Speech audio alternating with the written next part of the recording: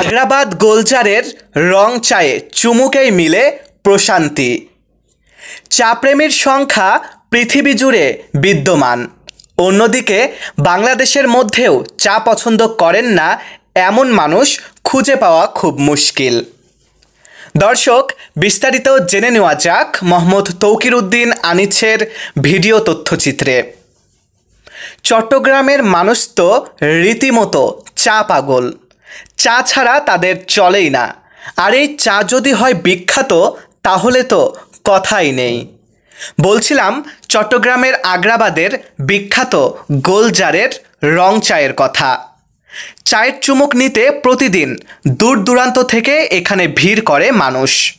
গোলজার আর ডাল্লার রং চায়ের কথা বললেই যেন এক নামে চেনে সবাই। প্রতিদিন প্রায় 3.5 থেকে 4,000 কাপ চা বিক্রি করে থাকেন তারা।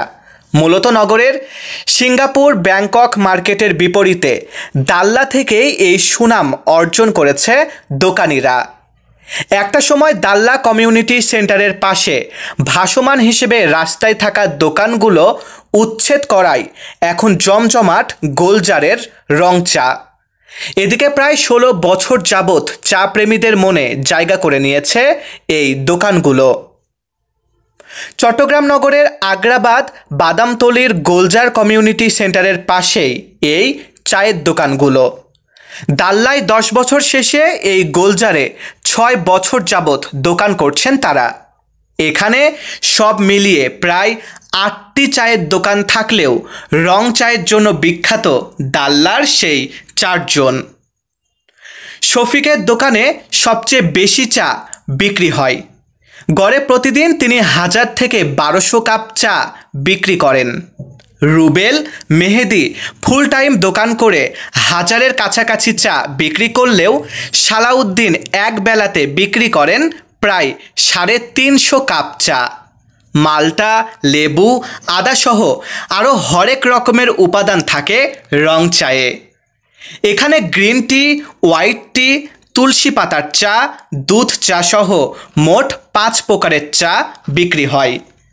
তবে সবচেয়ে জনপ্রিয় এই রং চা।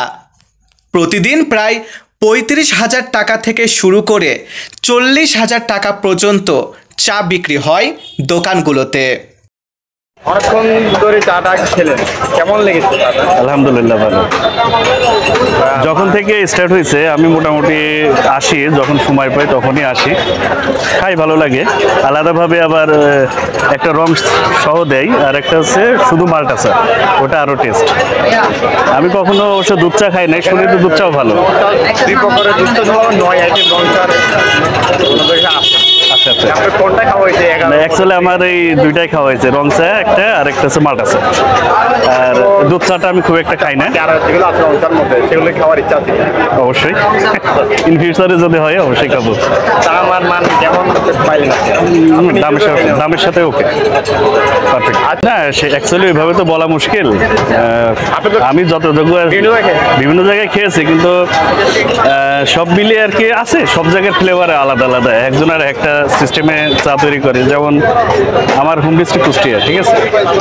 আমি যখন যশোরে চা খাইতাম, ওখানে একটা দুধ চা বানাইতে হচ্ছে ডাবল হিটার, ওই দুধ চাটা পারফেক্ট।